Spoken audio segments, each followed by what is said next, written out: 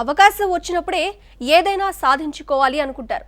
సెంటిమెంట్ను రగల్చడంలో ఆరితేరిన సీఎం కేసీఆర్ ఇప్పుడు హుజూరాబాద్ ఉప ఎన్నికల్లో సరికొత్త అస్త్రాన్ని ప్రయోగించాలనుకుంటున్నారట.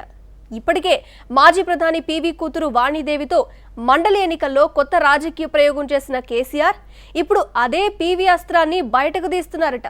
ఉప ఎన్నికలు వస్తే అవలీలగా గెలిచే మార్గం ఏంటబ్బా అని మధించిన కేసీఆర్ మదిలో ఓ ఐడియా ఫ్లాష్ అయిందట.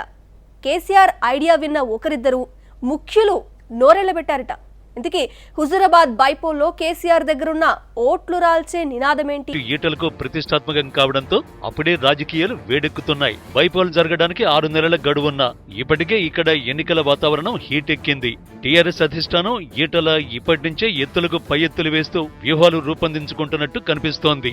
స్థానిక ప్రజాప్రతినిధులకు, పార్టీలో క్రియాశీలకంగా ఉండే నేతలకు ఒక్కసారిగా డిమాండ్ పెరిగిపోయింది. వారిని తమ చేజారిపోకుండా చూసుకునేందుకు టీఆర్ఎస్ వారి మద్దతు కూడగట్టుకునే ఈటల వర్గం ప్రయత్నాలు ముమ్మరం చేస్తున్నారు. అక్కడితో సరిపెట్టుకోకుండా ఇతర పార్టీల నేతలపై కూడా ఆకర్ష వలలు విసురుతున్నారు. ప్రజలు అడగకముందే అధికార టీఆర్ఎస్ పార్టీ స్థానిక ప్రజాప్రతినిధులతో సమావేశాలు నిర్వహించి నియోజకవర్గ పరిధిలోని హుజూరాబాద్, జమ్మికుంట మున్సిపాలిటీల్లో అభివృద్ధి పనుల కోసం 50 కోట్ల చొప్పున 2 మున్సిపాలిటీల్లో 100 కోట్లతో అభివృద్ధి పనులు చేపడతామని హామీ ఇచ్చారు. చిన్న మధ్య తరహా పంచాయతీల్లో 20 లక్షలతో, మేజర్ పంచాయతీల్లో 30 లక్షలతో అభివృద్ధి పనులకు శ్రీకారం చుడతామని హామీ ఇచ్చినట్లు చెబుతున్నారు. స్థానిక ప్రజాప్రతినిధుల వ్యక్తిగత సమస్యలను కూడా తెలుసుకుని వారికి చేదోడు వాదోడుగా ఉంటామని సంతృప్తి పరిచే ప్రయత్నాలు జరిగాయని అంటున్నారు. అయితే ఈటలు కూడా ఏమాత్రం తగ్గకుండా, తన క్యాడర్ చేజారకుండా తన ప్రయత్నం తాను చేస్తున్నారు.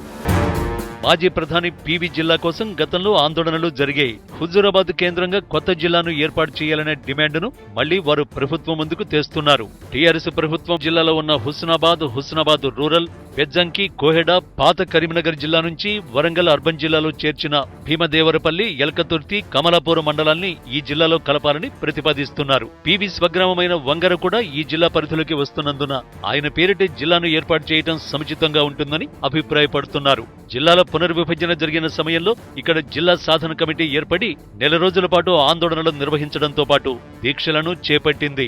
అప్పుడు మంత్రిగా ఉన్న ఈటల రాజేందర్ నుంచి ఈ విషయంలో సానుకూల స్పందన రాకపోవడంతో ఆందోళనలను విరమించుకున్నారు.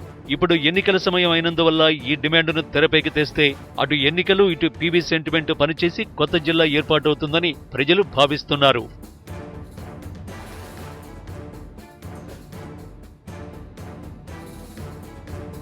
అయితే గతంలో ఓ నెల ఆందోళనలు చేసి కాముగా ఉన్న హుజూరాబాద్ జనాన్ని మళ్లీ ప్రొవోకేట్ చేసిందెవరు? జనం మూడ్కు తగ్గట్టుగా మనం ఫాలో కావాలి కదా అని సీఎం కేసీఆర్ ఆంతరంగిక కామెంట్లను బయటకు లీక్ చేసిందెవరు? ఈ నెల 8న జరిగే కేబినెట్ సమావేశంలో ఇది కూడా ఓ ఐటమ్ ఎజెండాగా పెట్టాలనే చర్చ ఇప్పుడెందుకొచ్చింది? జనం అడక్కముందే ఇంకో జిల్లా ఇచ్చేస్తే ఈటలను అవలీలగా దెబ్బతీయొచ్చని సీఎం ఆలోచనగా తెలుస్తోంది. హుజూరాబాద్ కేంద్రంగా పివి జిల్లా ప్రకటిస్తే అటు ఈటలను, ఇటు కాంగ్రెస్ ను ప్యాక్ చేయొచ్చు. పివి పుట్టిన స్వగ్రామం వంగర హుజూరాబాద్ కు కేవలం 8 కిలోమీటర్ల దూరంలో ఉన్న నేపథ్యంలో ఈ శత జయంతోత్సవాల సందర్భంగా కేసీఆర్ కొత్త జిల్లాను ప్రకటిస్తే స్వామి కార్యం, స్వకార్యం తీరుతాయనే భావన వ్యక్తమవుతోంది.